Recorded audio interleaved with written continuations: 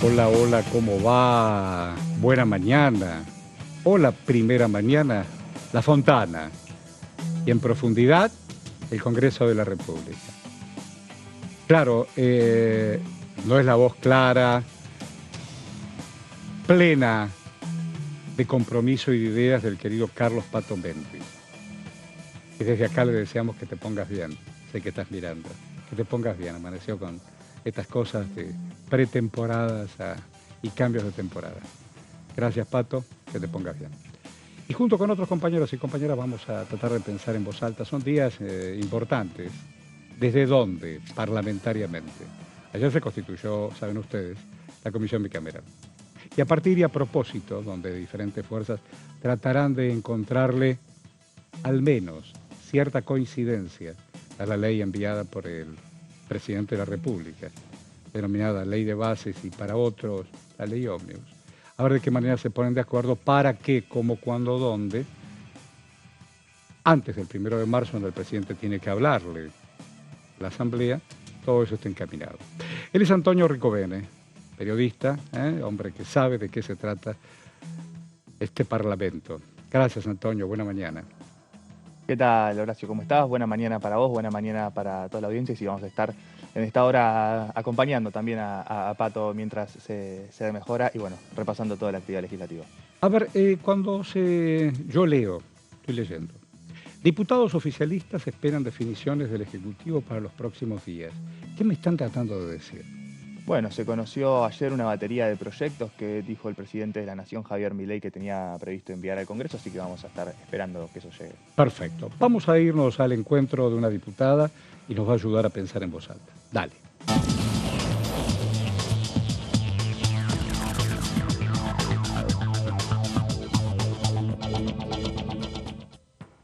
Hola, hola, buen día, Connie. ¿Cómo va la vida? Buena mañana. ¿Qué tal? ¿Cómo les va? Un gusto estar con ustedes, como siempre, y un saludo a Pato para que se recupere también. Claro, usted quería hablar con pero vio la vida. El Pato es el Pato. Hace nada más que 40 años que lo conozco. Hemos sido compañeros en diferentes lados. Bueno, ¿cómo amaneció su querida ciudad? ¿Cómo amaneció Córdoba? ¿Cómo amaneció Río Tercero? Amaneció con humedad, ayer llovió, así que bueno, el sector agropecuario está contento y hacía falta lluviacita para que los árboles, los vegetales y también el humor, ¿no? Ayuda a despertarse mejor, refrescó, Y está así bueno. que por ese lado. Y Ayer... por el otro lado, obviamente no somos ajenos a lo que pasa a nivel nacional, así que naturalmente. Los precios se ven en los supermercados, en el ámbito de la salud. Todo se ha disparado y uno quisiera creer que acá empieza y termina, pero hay una escalada de aquellos que dibujan incluso más allá de los poderes centrales, gubernamentales, aquellos que creen que se van a salvar dibujando algo que tienen estoqueado. Ayer prestaba atención. Es cierto, Horacio. Los que manejan computadoras y números quieren que todo les cierre en un Excel y detrás de ese Excel hay rostros, hay humanos, hay personas, hay niños. Totalmente. Que hacen grandes esfuerzos, no solamente para llegar a fin de mes, naturalmente. Ayer le decía, prestaba mucha atención, uno de mis compañeros estaba explicándonos su proyecto que tiene que ver con el monotributo. Y se lo pedí varias veces para que me lo explique, porque había temas técnicos que yo desconozco, naturalmente. Usted me lo puede pasar en limpio, ya que hay mucha gente que nos está viendo. ¿De qué se trata su proyecto? Sí, por supuesto, Horacio. Este proyecto surge de una reunión que tuve con la Asociación Argentina de Monotributistas, en donde si bien me planteaban la necesidad de rever este régimen simplificado de pequeño contribuyente, que se llama así en realidad el nombre técnico, había dos temas puntuales y urgentes que ellos necesitan que el Congreso se aboque para generar un alivio a estas personas que son aproximadamente 4 millones de argentinos que están en el régimen simplificado o que son monotributistas. Y estos dos temas, Horacio, eran primero el límite de la facturación está totalmente atrasado en relación a la realidad económica. Esto es, bueno, la variación de los precios, la inflación propiamente dicha. Y por el otro lado, el tema de la recategorización. ¿Por qué estos dos temas? Y ahora profundizo un poco más. El primero, porque el límite de facturación, al quedar atrasado, produce que muchos de los contribuyentes terminen facturando un determinado monto que lo lleva a otra categoría que es el régimen general, claro, tal cual. Y que esto hace que como mínimo se les triplique la carga tributaria. Tal cual. Y aquí hay un dato que es importante para contar y explicar bien el sentido. Cuando se crea el régimen simplificado de pequeños contribuyentes, que fue en el año 1998, el objetivo que tuvo esta ley fue formalizar a un montón de personas que tenían actividades tal cual. Pequeñas, como dicen, profesionales, comercio chiquito y demás, y pudieran tener su obra social y su jubilación. Entonces la carga tributaria se simplificaba y se hacía en menor cuantía en relación a la capacidad contributiva que tenían los. Está muy bien pensado. Exactamente. Pero ¿dónde se distorsionó? ¿Dónde fue para cualquier lado? Exacto, y al no actualizarse en relación a la inflación, que por eso mi proyecto lo que pretende es que se tome este índice para su actualización y no la variación de la movilidad jubilatoria, lo que pretende es que este monotributito esté acorde a la realidad económica vigente. Las primeras 4 categorías, ¿no?, están por debajo de la canasta básica. Imagínate lo atrasado. No, claro. Pasa que con los números que se han disparado la inflación, todo es poco, todo es mucho y todo es poco. Totalmente. Y por el otro lado, entonces, al ser la carga tributaria tan alta, empiezan a tener que salirse del sistema, empiezan a volver a la informalidad. Y como Estado, yo tengo la concepción y defiendo la concepción de que tiene que generar herramientas que le den la oportunidad a los argentinos a estar en el sistema formal, a poder tener los beneficios, poder pagar sus cargas tributarias, pero de una manera equilibrada, una manera en la cual puedan realmente afrontarlo, y el Estado al mismo tiempo también recibe dinero. Y también recibe este beneficio de recibir los tributos y de poder brindar los servicios. Y dígame, servicios. con ese proyecto se siente a la capacidad contributiva, ¿no? ¿Se siente sola o cree que hay pares que la pueden acompañar? Yo creo que puede haber muchos pares que podemos generar el debate y acompañar estas medidas. Muy bien. Somos muchos los que defendemos estar al lado de los más vulnerables, de los que están sufriendo este ajuste bestial que se está tomando, porque es muy fuerte el ajuste. Y aquí la verdad, siempre digo, está en juego quién paga ese ajuste. Y por lo visto, hasta ahora, el presidente ha decidido que lo paguen los jubilados y la clase media. Entonces, creo que eso es un error, creo que el ajuste lo deben pagar los que mayor capacidad tributaria tienen, los que mayor ingreso tienen. Y en este sentido lo que trata este proyecto es justamente ser un paliativo y ser un alivio para las clases, para los trabajadores que están en este régimen, que son nada más y nada menos que 4 millones de argentinos. Antes de decirle gracias por su disposición y ayudarnos a pensar, tengo ahí 2-3 minutos más. ¿Qué piensa que puede llegar a pasar, conocida como la ley bases o el tratamiento después del 1 de marzo de este proyecto, más allá de la bicameral? Nosotros como radicales siempre hemos estado a disposición para trabajar de manera cooperativa en el Parlamento, con el gobierno. Hemos intentado generar las herramientas para que él pueda llevar adelante su plan de acción, pero siempre con un límite, con un control. Eso siempre hemos sido muy transparentes los radicales y le hemos dicho, al presidente le vamos a dar las herramientas con nuestro aporte, lógicamente, con nuestra mirada, para que él pueda llevar adelante sus objetivos de gobierno y que por lo cual la gente lo votó. Pero al mismo tiempo, esa herramienta debe ser equilibrada, debe ser racional, debe ser sensata y tener un control del Parlamento. Y esto es lo que quizás moleste o me da la sensación que al presidente le molesta, tener controles a sus decisiones. Bueno, una vez más le agradezco, nos ayuda a pensar y gracias siempre por su disposición con nuestro canal. Gracias, Connie. Gracias a ustedes. Buena mañana. Hasta luego. Bueno, retomamos con nuestra agenda. Fue muy interesante el ida y vuelta. Y vamos a escuchar al colega Antonio Recovene a propósito y a partir de este tratamiento legislativo de las horas que vienen. A ver, Antonio, ¿desde dónde lo vamos a encarar?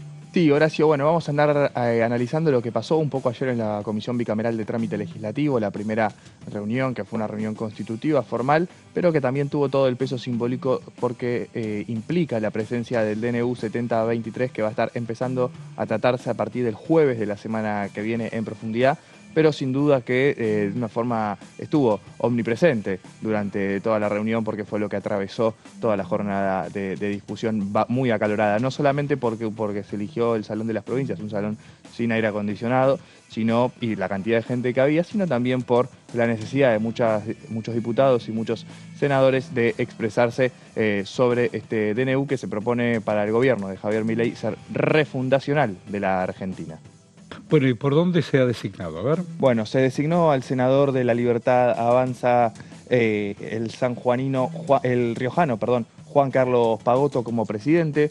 Hubo algunas objeciones que presentó el Frente de Izquierda, que no integra la bicameral, pero sí tuvo a 3 de sus miembros presentes en la reunión y hizo presentes esas objeciones. Una objeción que también presentó la diputada Vanessa Siley de Unión por la Patria, que estuvo basada en una carta que mandó la organización Hijos, que fue leída por el secretario parlamentario de la comisión, marcando un trabajo que había hecho Pagotto en el sector privado como profesional, siendo abogado de personas denunciadas por violaciones a los derechos humanos durante la última dictadura cívico-militar. Recibió el voto de 10 diputados y senadores del oficialismo y los bloques dialoguistas. Se aprobó así la designación de los 16 integrantes que tiene la bicameral. Hubo solo 6 que no votaron, que fueron los 6 justamente de Unión por la Patria, haciendo eco de esta objeción que habían presentado. Decíamos que Unión por la Patria cuestionó y consideró que se había vulnerado la representación que les corresponde. Recordemos que Unión por la Patria tiene 99 bancas en la Cámara de Diputados, tiene 33 en el Senado de la Nación, lo que ellos entienden que les pertenece una banca más por cada una de las cámaras, algo que no se les dio y que hicieron ese pertinente reclamo en la jornada de ayer para, bueno, sumar más lugares. Lo cierto es que la decisión final, tanto en el Senado como en diputados, lo tiene el titular de cada cuerpo, es decir, Martín Menem y Victoria Villarruel, que ya sostuvieron que esta va a ser la conformación de la bicameral. Reclaman tener 4 diputados y 4 senadores y les otorgaron 6 de los 16 miembros que conforman este Yo digo, estratégico. cambio el tiempo de verbo. Reclamaban. No, ellos siguen reclamando tener eso. Lo siguen reclamando. Mantienen, más allá de lo que le otorgaron. más allá Siguen reclamando. Sí, mantienen el reclamo porque les dieron 3 por cada cámara, claro. ¿Y alguien los escucha? Bueno, ayer hicieron uso de la palabra para llevar adelante ese reclamo. Incluso fue parte de una estrategia que tejió Germán Martínez con el diputado Nicolás Massot, que fue él quien le sugirió que mandara 4 diputados, haciendo una lectura del reglamento, sosteniendo que se tiene que respetar la proporcionalidad de los bloques políticos en la Cámara. Eso Martínez lo sabe. Eso Martínez lo sabe, Nicolás Massot lo sabe. En el medio hubo un episodio, si no hubiera sido que se podía haber lastimado, tragicómico. Estaba viendo yo unas imágenes de Romero, quien fuera en algún momento gobernador y qué sé yo. La silla ahora, todos tenemos rueditas, ¿no? Voy acá, voy para allá, y en la inquietud se cayó de cola. Sí, se cayó Romero en un momento muy álgido porque estaba discutiendo con Germán Martínez, con José Mayán. Y justo Mayán estaba refiriéndose, van a socorrerlo o van a levantarlo, porque el hombre se pegó un golpazo, y este hombre, incorporándose, le dice, no habrán sido estas cosas de las fuerzas celestiales que le habrán mandado eso, ¿no es cierto? Bueno, se sabe que a Juan Carlos Romero una de las chicanas que más le molesta, que más lo enfurece, es que lo llamen macrista. Claro. Y permanentemente José Mayans, que lo conoce hace ya varios años, Sí, unos cuantos. más o menos los mismos años que vos conocés al Pato, más o menos. Más o menos. Lo chicaneaba todo el tiempo diciendo el macrista Romero, y se ve que se enfureció, la enfurecida. Ah, lo llamaba así. Claro, lo llamaba... No te puedo. Porque antes había hablado Romero criticando al kirchnerismo por querer trabar la bicameral. Claro, el argumento para no darle ese número que pedía el kirchnerismo mirá es la lo que posibilidad contabas. de poder trabar, de tener 8... Habrá sido muy interesante, le di vuelta. Se Bueno, conocen, decían. y fueron muy caballeros, tanto Germán Martínez como José Mayans. En el momento del accidente se paran inmediatamente a fijarse que esté bien el colega que conocen hace muchos años, a acercarle una nueva silla para que pueda... Le dio una silla sin rueditas. Sí, le dio una silla fija. Para que pueda seguir trabajando, así que por suerte... Vos sabés que no pasó hace eso. mucho, y esto no salió al aire, habíamos invitado en Noticiero Central, yo le hice una entrevista a una mujer que yo admiro enormemente, que es la profesora Dora Barrancos, una señora grande que se maneja incluso hasta con un bastón. Y en estas sillas, que no son para cualquiera, tampoco, que tienen cierta movilidad, vos estás trabajando, pero cuando vos estás, hola, ¿qué tal? ¿Cómo le va? Y de pronto yo me voy para un lado, yo estoy haciendo ahora un ejercicio entre los pies para mantener el equilibrio, la señora se cayó. Y afortunadamente no se lastimó, pero fue un mal momento, estábamos a pocos minutos del aire, pero más allá del aire, corría el riesgo. Claro. Cuando yo ya vi lo de Romero, yo pensé que se había lastimado fuerte el hombre. No, gracias a Dios fue solamente la caída y la peor parte se la llevó la silla, que bueno. Sí, nunca más. Y entonces, ¿cómo quedó esta pretensión de Massot? Bueno, finalmente no le dieron demasiada bolilla a Unión por la Patria, le quitaron ese cuarto nombre en el listado que había mandado Germán Martínez. ¿Y por qué Massot quiere ser el presidente? No, Massot no quiere ser el presidente. No quiere ser el presidente. No, Massot no se propuso. Martínez querían que lo incorporen a Martínez. Quería que Martínez mandara los números que él consideraba que le correspondían de acuerdo al reglamento de la comisión. Ahora sí. Bueno, vamos a repasar una de las declaraciones más picantes de la jornada, que fue la senadora Anabel Fernández Agasti, que dijo: no vamos a participar de ninguna votación de autoridades de esta bicameral de DNU, porque claramente están violando la representatividad popular de nuestros bloques. ¿Y a qué partido pertenece la señora Fernández Agasti? A Unión por la Patria, es una senadora muy cercana a Cristina Fernández de Kirchner, fue candidata a senadora en 2019. Y dijo: no vamos a participar de ninguna votación. Incluso el radical Víctor Zimmerman les ofreció que se quedaran con la vicepresidencia y las secretarías para... ¿Qué dijo? Y ella dijo: de ninguna manera lo vamos a aceptar, porque ellos no están ahí para pelear puestos y lugares, sino para que se respete la representatividad popular, justamente por esto que decían que ellos consideran que les correspondía un número más en la bicameral de lo que muy bien explicado, muy bien explicado. Pasamos a la siguiente placa. Bueno, otra definición de Carolina Gailar. Pero, ayúdeme, Carolina Gailar no estaba al frente de esa comisión que... ¿La Comisión de Juicio Político? Sí, Carolina Gailar. Incluso... Ella tiene mucho conocimiento de eso. Sí, incluso lo que tienen estos diputados especialistas en varios temas es que ahora se vuelven a encontrar varios de ellos. Digo, Francisco Monti, el diputado se ven por la cara UCR, a cara, claro. Con quien se lanzaban cruces y chicanas permanentemente. Total. Me acuerdo los martes del año pasado cubriendo esas jornadas. Bueno, ahora vemos también un trabajo en conjunto. Con ¿Y qué Monti. dice Gailar? Esté vulnerado la voluntad del pueblo porque no se ha respetado la proporcionalidad que les correspondía a nuestros bloques de diputados y del Senado, los distintos sectores de Unión por la Patria siendo mella de este reclamo, más que nada por lo que decíamos antes, Horacio. Lo que les interesa no es tanto la presidencia si bien es un lugar importante, porque si hay empate... Les interesan más las proporciones. Y les interesa más las proporciones. Comprendí perfectamente. Vamos a una nueva placa, por favor. A ver. Bueno, se fijó, las reuniones van a ser cada jueves por la mañana, falta definir el horario. Recordemos que ayer se reunieron y ayer fue jueves, naturalmente. Así es. Y también lo que falta definir es por qué DNU van a empezar. La estrategia de la libertad avanza es empezar por los decretos más antiguos, por los decretos de Alberto Fernández. Ayer hubo eso, me lo explicaba ayer la señora Serra, la querida colega, que tiene que ver... Le mandamos un saludo a Laura. Por supuesto.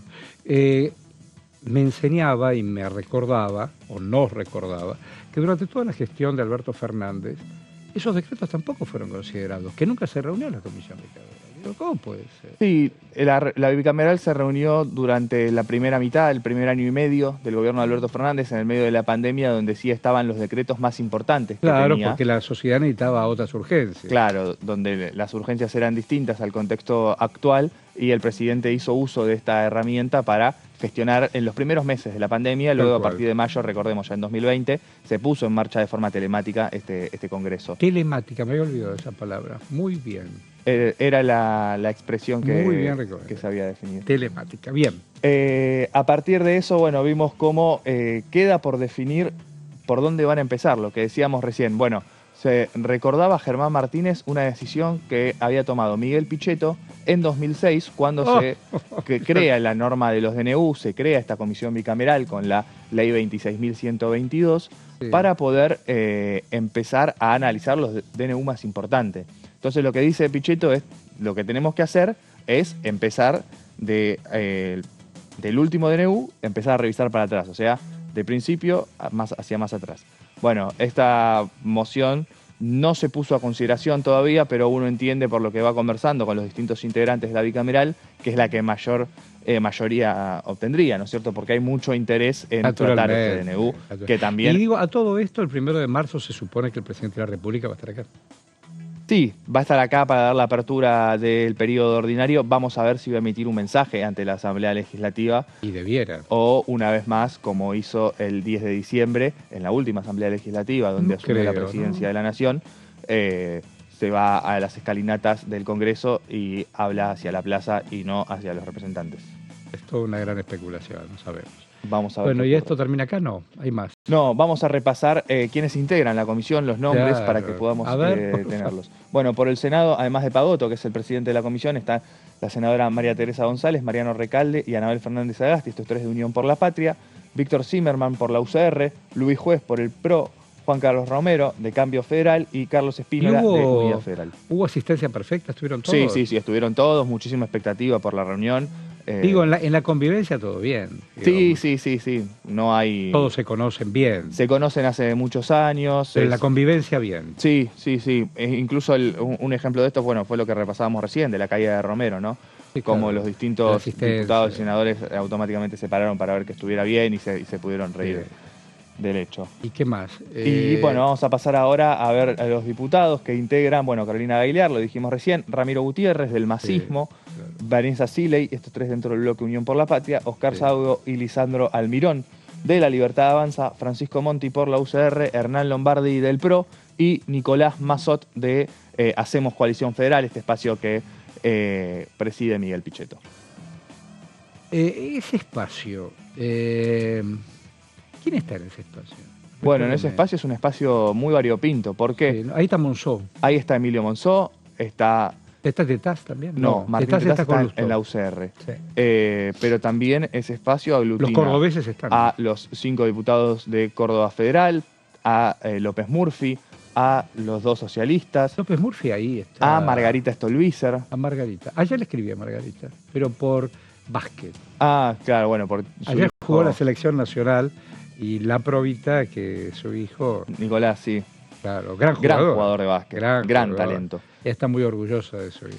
Sí, ese espacio, bueno, son 23 diputados que también tienen muy buena relación con otro bloque, que es Innovación Federal, que tiene otros 9, que representa a los gobiernos provinciales de Salta, Misiones, Neuquén y Río Negro. Qué variopinto, digo. Sí, ¿no? sí, digo, sí, geográficamente, ¿no? Y bueno, este espacio con tantas realidades. Y también está la coalición cívica en Hacemos Coalición Federal. Hablando, nos queda ahí un par de minutitos menos de un par de... ¿Qué quedó de la coalición cívica? Bueno, digo, ¿por qué? ¿Perdón, señora? 2 placas. Vamos con las 2 placas, con eso llegamos al tiempo. Sí, bueno, repasábamos lo que vos traías recién, que la comisión no se reúne desde hace casi 2 años y medio, y de 2021 no analiza los decretos dictados por el expresidente Alberto Fernández, con lo cual quedaron 175 DNUs sin ser tratados. Vamos a ver el lugar que vayan a tener estos en el debate político. De todos modos, tanto en el análisis de los DNU del gobierno de Fernández como en el caso del DNU de Milei, los plazos ya se encuentran vencidos, es decir, que tanto en el Senado como en diputados se puede llamar un pedido de sesión especial para tratar la validez de esos decretos. Bueno, él es Antonio Rico Bene. La sabe usted, ¿eh? Bueno, vamos a hacer algo. Vamos apenas a un corte breve. vamos y venimos. Estamos en Diputado TV en la primera mañana. La querida primera mañana, entre otros, del querido Pato Méndez. Una vez más, que te mejores. Y la seguimos. Dale.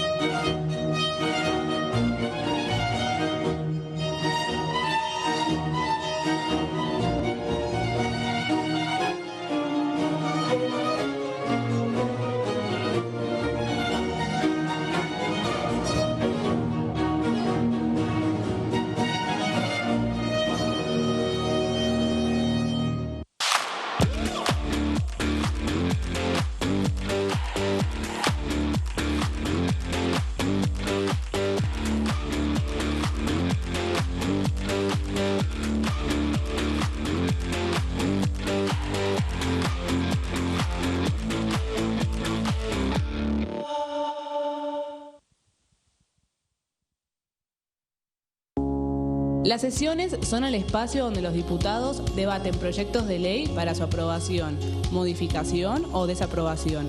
En una misma sesión se pueden tratar varios proyectos de ley. Desde el 1 de marzo, cuando el presidente las inaugura, se desarrolla el periodo de sesiones ordinarias. Entre el 1 de diciembre y el 28 de febrero se extiende el periodo de sesiones extraordinarias que solo pueden ser realizadas a pedido del presidente de la Nación. En el recinto, el bloque oficialista se dispone a la derecha del presidente de la Cámara, el bloque opositor mayoritario a la izquierda y en el centro los bloques con menos cantidad de integrantes. En el tratamiento, en general, los diputados tienen 7 minutos y los jefes de bloque entre 20 y 12 minutos conforme al número de legisladores que representen. La sesión es dirigida por el presidente de la Cámara de Diputados, que administra el uso de la palabra y las distintas instancias del funcionamiento. A la izquierda del presidente está el secretario administrativo, a la derecha el secretario parlamentario y debajo de él están los taquígrafos, que registran cada uno de los testimonios.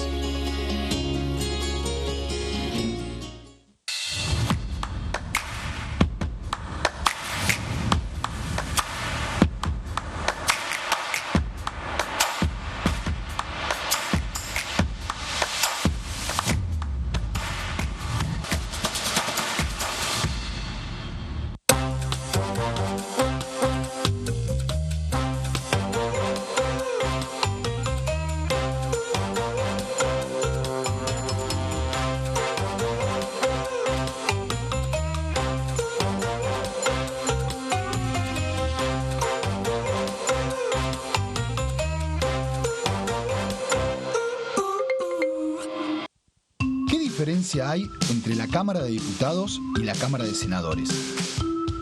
La Cámara de Diputados representa al pueblo de la nación argentina.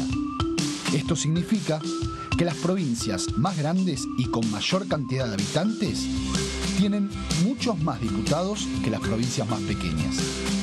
La manera de establecer las cantidades es proporcional. La Cámara de Senadores representa a las provincias. Cada provincia envía 3 senadores al Congreso Nacional. El total de senadores es 72, dado que las provincias argentinas son 24. Este es un número fijo.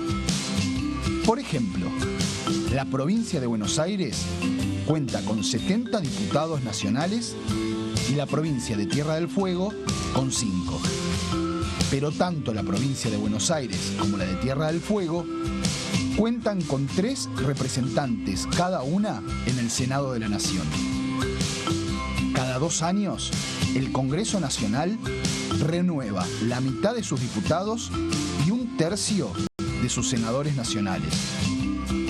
El mandato de los senadores es de 6 años, mientras que el de los diputados es más breve, dura solamente 4 años.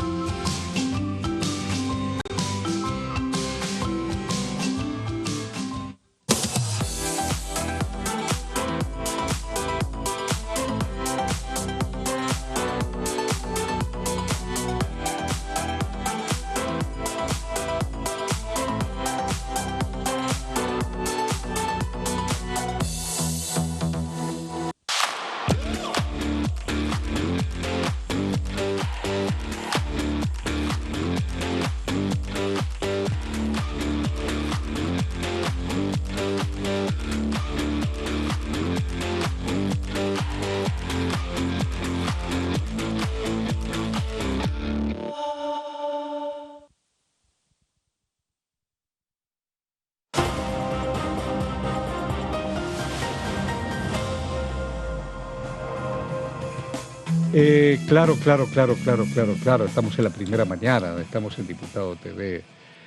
Un cielo apagadito, pero sí. Se acomoda este verano que hace lo que puede. Una fontana. Cada vez que veo una fontana ya aparece el Congreso, naturalmente. Aparece alguna moneda. Bueno, hoy las monedas, qué sé yo, en el curso legal tienen tan poco valor en sí mismas, pero si uno se pone de espaldas a la fuente, piensa un par de deseos, si son 3, a lo mejor uno se da, ¿no? No tenés que ir a la Fontana di Trevi, es tan lindo todo eso, la Roma. Hablando de Roma, Caferata se asoma. ¿La viste, Ricomén? ¿La conoces? Sí, la Caferata la conozco. Bueno. Antonio, María. Las primeras compañeras Antonia. que tuve trabajando en esto. Gran compañera. Bueno, no sé si tanto. Antes de venir para acá, ¿llamó a Mirta usted? No. Por su cumpleaños, 97 años está ¿Pero cumpliendo. la hoy. llamó por teléfono? No tuve la suerte. Porque no la ha ocupado, claro, mucha gente la estaba Y llamando. sí. Claro. Es la nota del día hoy, llamarla a Mirta y que te Totalmente. atienda. Cintia me estaba pidiendo, pero lo dejamos para otro Un día momento con- en otro lugar. Ricomén nos estaba explicando la conformación de la comisión bicameral. Sí. Y en el medio yo recordé, porque también ahora llamar esto se viraliza, qué sé yo, cuando, la verdad que la sacó barata, cuando Romero se resbaló, se cae de cola y se puede ver lastimado, y sale Mayans y Martínez en su auxilio, y no solamente físicamente, sino le acercan una silla con 4 patas para que... Yo te decía, no lo habrás manejado vos, el tema, ¿viste? Le dice Romero. Igual tuvo un efecto tranquilizador. Venían todos gritando, Y eso me estaba discutiendo. contando Ricomén. Se cae Romero y como que se Tranqui- calman todos. Se tranquilan un par de chistes, se ríen un poco Claro, y eso nos humanizamos alivia- un poco, Claro, claro. exacto. Ya sé Aparte que vos porque querés ser Romero es un señor. presidente, vos querés ser vicepresidente. Bueno, y de pronto Se cae. somos lo que somos, viste que Es lo que hay. somos lo que somos y en cualquier momento cualquiera se puede caer. Y hasta Sí. uno puede decir, hasta la puede dibujar metafóricamente desde lo institucional. Tranquilos, muchachos. Tenemos la institución Congreso, tenemos la posibilidad de tener una constitución. Nada puede caerse. No por casualidad, y estamos en democracia. Cuando algo se rompía se llamaba golpe, ¿no? El golpe. No, estamos tratando de construir más democracia. ¿Y vos qué trajiste, Café? No, vamos a conversar un poco De del todo. DNU, vamos a conversar bueno. un poco de reforma laboral. Ahí hay Recién que hablé ver... con la Connie, ella que estuvo muy bien el tema de la reforma del monotributo, porque en el estado de la informalidad hay que reajustar un proyecto que arrancó en el 98, otro país, Sí. otros tantos países. ¿Cuántos países hubo del 98 para acá? Entonces, muy acertadamente trae. Y a propósito de lo que vos decís del DNU, ¿qué? ¿Qué va a pasar? Ahí me parece que la pregunta es, ustedes están conversando, ayer se conformó la bicameral y hay que ver qué tanto funcionamiento tiene. A partir del 1 de marzo, con la convocatoria de las sesiones ordinarias, desde Unión por la Patria ya están un poco advirtiendo que la estrategia va a seguir siendo llevar el tema al recinto.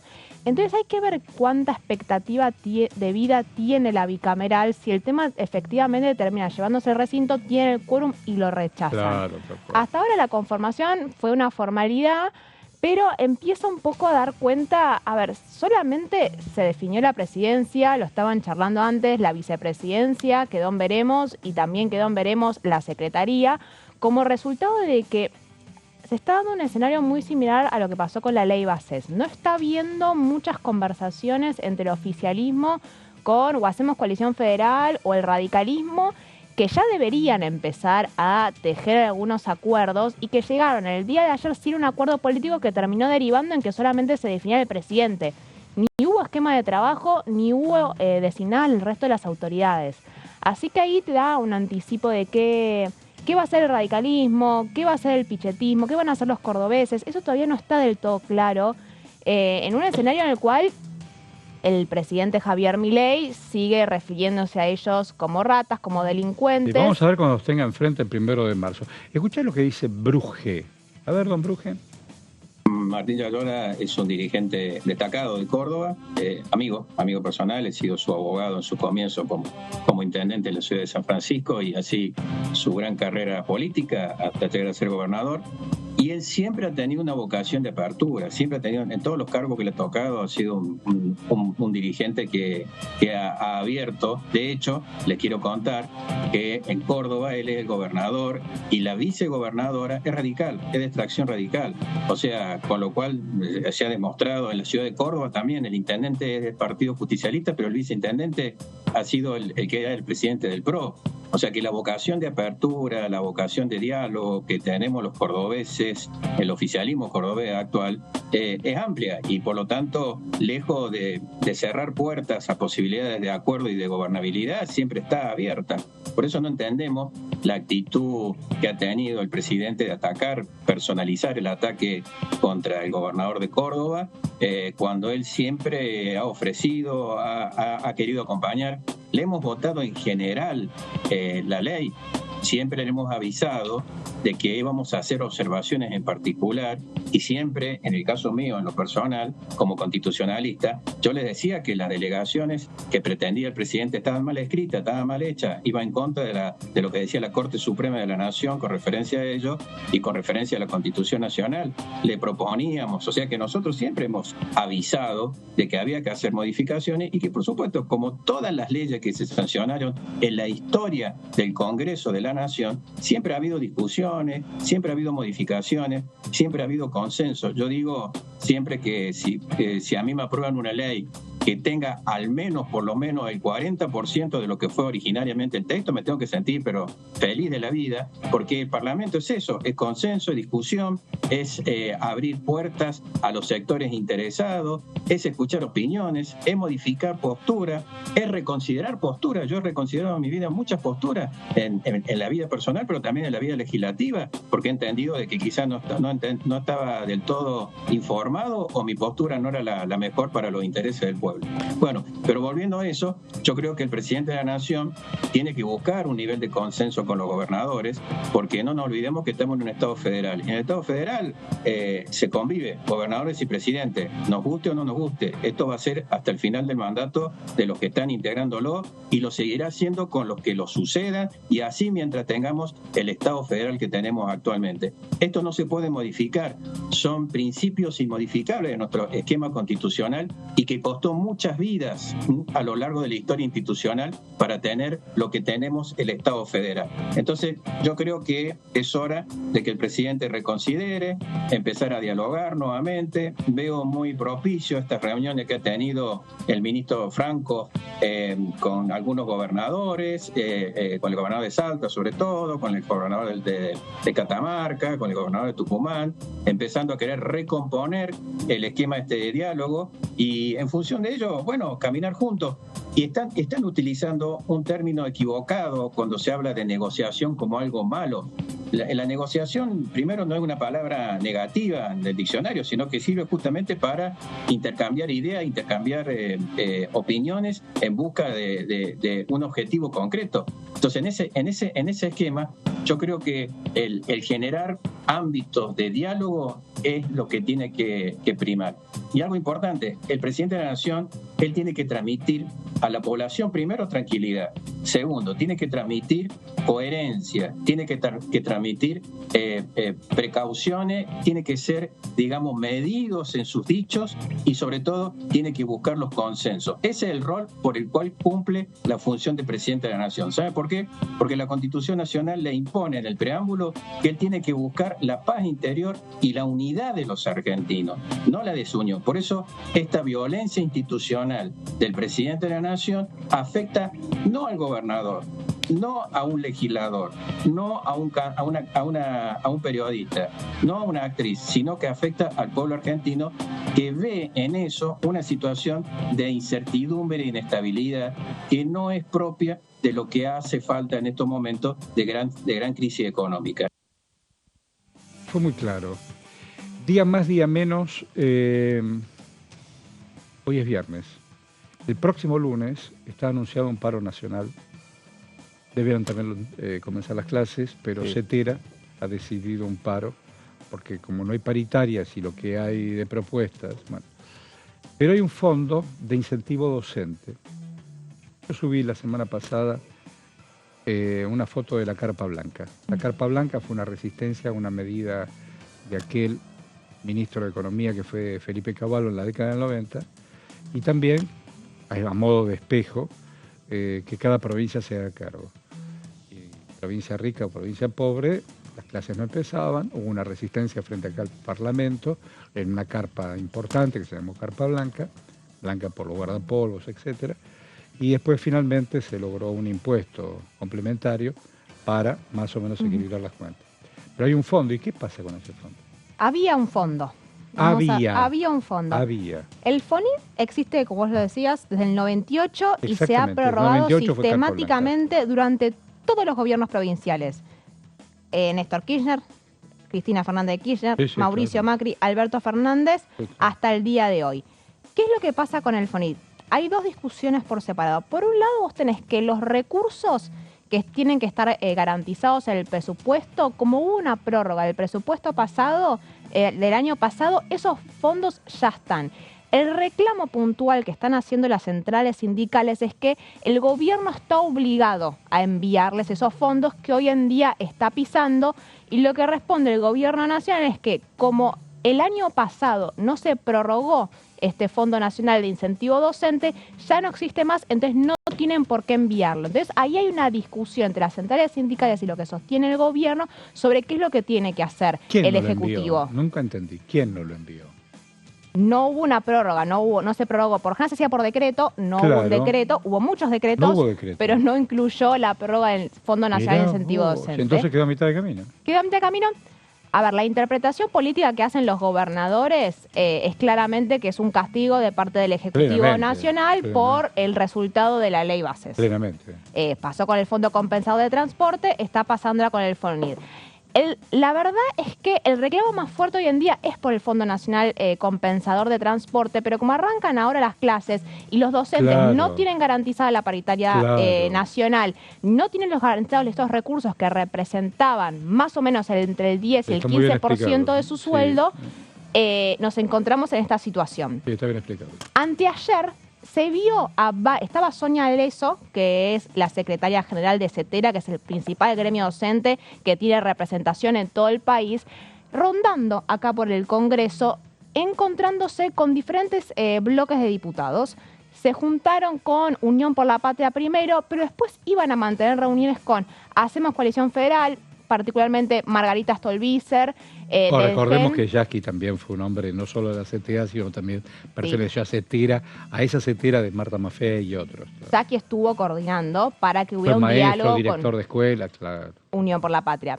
Pero acá lo interesante, y yo por qué traje este tema, tiene que ver que más allá de la discusión del DNU, más allá de la discusión de la ley bases, está empezando a haber conversaciones entre los diferentes grupos de la oposición para ver de imponer una sesión al oficialismo cuando arranquen las sesiones ordinarias con este tema. La idea es forzar que haya una prórroga del Fondo de Incentivo Docente que no se hizo el año pasado para obligar al Ejecutivo Nacional a que derive estos fondos.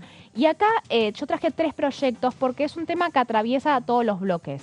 Lo presentó el radicalismo, lo presentó Unión por la Patria y lo presentó Hacemos Coalición Federal, que entre los 3 representan una clara mayoría en la Cámara de Diputados y podrían imponer el tema. Hay que prestar atención a lo que va a pasar este fin de semana y a la posibilidad de que le impongan este tema. Porque también habla a las claras de un poco cómo va a ser la dinámica de esta oposición peronista y no peronista lidiando con el gobierno de Javier Milei, porque hay muchos temas que le interesan a todas las provincias que van a buscar imponerlos en el Congreso, con la amenaza recurrente de que sea Javier Milei el que lo vete. Entonces ahí es un anticipo de una tensión que vamos a ver seguramente a lo largo de todo el año y va a empezar con el Fondo Nacional de Incentivo Docente. Yo, como les dije, les traje 3 proyectos que se presentaron la semana pasada. Fue básicamente casi el único tema del cual existió en la Cámara de Diputados la semana pasada, que tiene que ver. Uno es el de Unión por la Patria, que llamó la atención porque tenía primero como la firma de Máximo Kirchner, que bueno, volvió a tener levantó un poco el perfil. La firma tiene de Máximo Kirchner, Cecilia Moró, Hugo Yasky, Florencia Cariñano, Vanessa Siley, Rodolfo Tailade, Julia Estrada, Luana Volnovich, entre otros, pero da cuenta claramente de un perfil dentro de Unión por la Patria más alineado al kirchnerismo duro o la cámpora. Lo que propone puntualmente el proyecto de Máximo Kirchner es restablecer el Fondo Nacional de Incentivo Docente, es decir, la ley 25.053, que se sancionó en el 98, de forma permanente a partir del 1 de enero del 2024. ¿Qué es lo que hace? Acá va a haber una diferencia. Hasta ahora los fondos estos se prorrogaban por 2, 3, 4 o 5 años. Incluso lo que propone hacer Máximo Kirchner es prorrogarlo para siempre. Que el Fondo Nacional de Incentivo Docente forme parte de una obligación clara del Ejecutivo Nacional para con todas las provincias para poder equilibrar las desigualdades que hay en materia de sueldos en el territorio argentino. Un caso muy claro fue el año pasado, si se acuerdan lo que fue la represión y el conflicto largo que hubo en la provincia de Jujuy, había arrancado precisamente por los bajos sueldos de los docentes que había en Jujuy. Después terminó derivando en un conflicto más grande por la explotación del litio y demás, pero empezó como un reclamo docente. Estaba acordándome que cuando apenas asumió Néstor Kirchner, el primer conflicto que tuvo fue en Entre Ríos, un paro docente. Y él personalmente fue hasta Entre Ríos. Ayer lo charlaba con un colega que me trajo los datos más finos, pero fue a resolverlo porque se le trababa la gestión. Recién empezaba. Y que es un poco lo que anticipan hoy en día la oposición. ¿Qué va a pasar el lunes cuando haya un paro nacional docente y las familias no puedan mandar a los chicos al colegio? Esto se especula desde hace un mes sobre cuánto iba a durar esta tensión social que se está acumulando hasta explotar. Porque además se mezcla todo, porque cuando vos haces los números, y no estamos hablando ni siquiera de lo complementario escolar, cuando vos tengas que subir al colectivo, con un niño o una niña o dos, ida y vuelta. Ayer me decían alguien muy importante, clase media, qué sé yo, me dice... ya resolvimos, yo mandaba al mayor que ya entró a la secundaria a un colegio privado, no lo puedo mandar. La menor va a un colegio público. Cerca de su barrio no hay una escuela secundaria pública, es decir que va a ir con la mamá o alguien, primer año, segundo año, lo va a tener que acompañar. Y estaba haciendo los números de ir, volver, ir y volver. Y no estamos hablando de capital, estamos hablando en todo el país, con boletos que van a estar en una luca. Es un tema. Y a la tarde vas a hacer algo complementario. Es un tema. Entonces, vamos a ver cómo... Hay una palabra ahora que se utiliza mucho, que es la palabra licuar. Y hasta ahí nomás. Hasta ahí nomás. Así que bueno, vamos a ver el concepto de dejarlo de manera permanente. ¿Esto cuándo se escribió?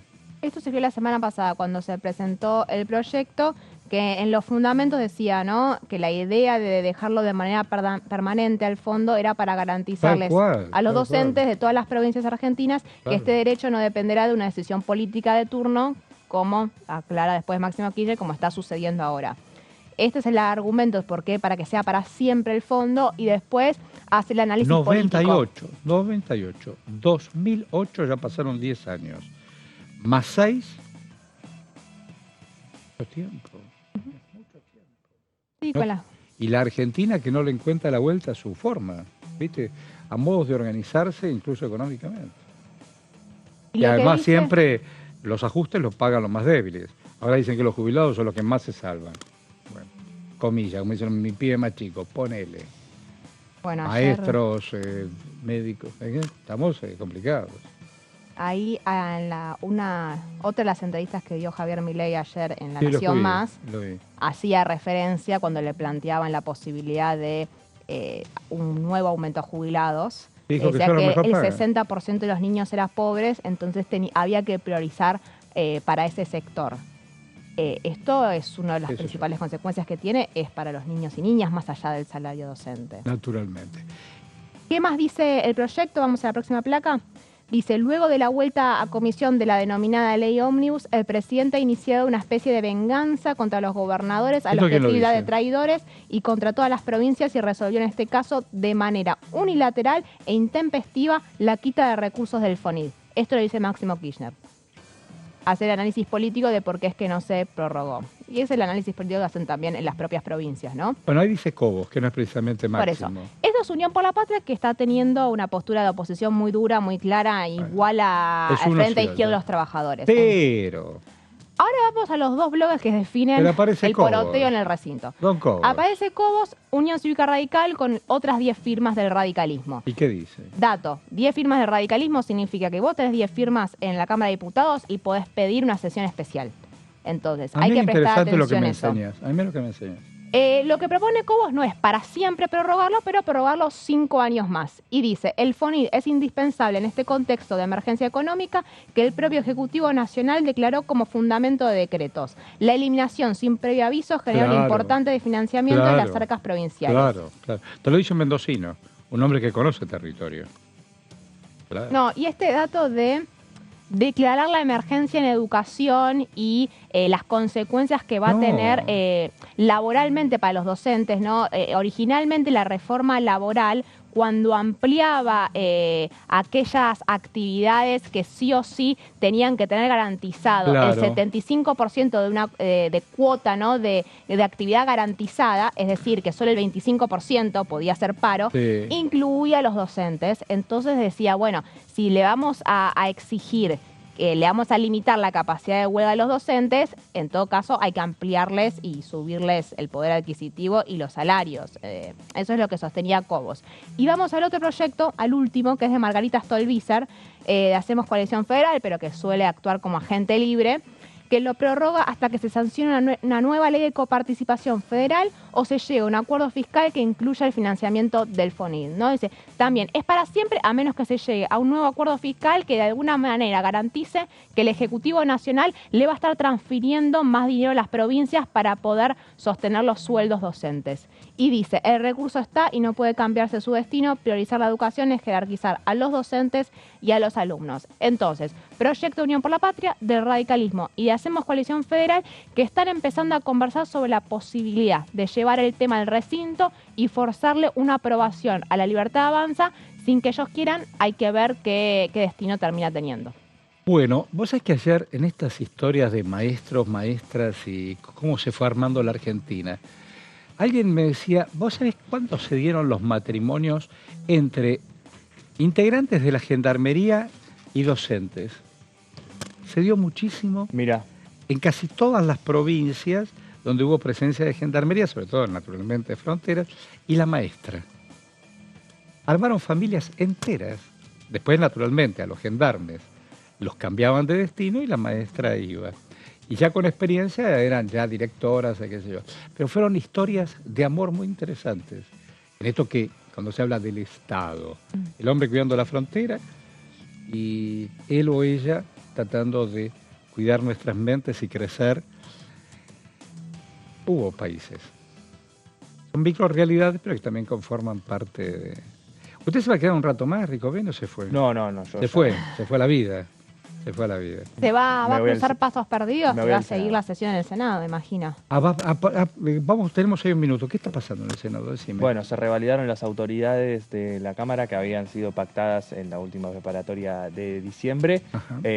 Cuando dejé de seguir la sesión, era un momento de cuestiones de privilegio de la oposición. No habían tantos anotados, pero sí se espera que el kirchnerismo impulse el rechazo al DNU en esta sesión. Vamos a ver qué lugar tienen para eso. Todo eso está pasando ahora. Sí, Bueno, y allá va. y allá vamos. Digo, para que ustedes se ubiquen, Diputado TV está en el anexo, que es un edificio muy importante que está frente al Palacio. El edificio vidriado. Tal cual. Entonces el hombre baja, sube, baja y a pasos perdidos. Y en el Senado, cuando salen del recinto, ¿dónde van los senadores? A Vienen- charlar un rato. Tienen un salón en diputados, tienen un salón bajo recinto. Ah, eso lo conozco. ¿Pero los senadores? Los senadores también tienen un pasillo. Pasillo. Sí, un pasillo Que va y gira- que se gira pierde, todo el diría la hemiciclo. canción. Donde van Hay a- un cafecito para tomar. Sí, ahí tienen para tomar un café, para descansar un rato, pensando también en la Para sesión poder que charlar vamos a con dar, otros claro. padres. Bueno, un gusto, don Antonio. Muchas gracias. ¿Usted se queda un ratito más? Un momento más. Va a ser bueno. Bueno, la vida es así. Vamos y venimos. Estás en Diputado TV. Dale.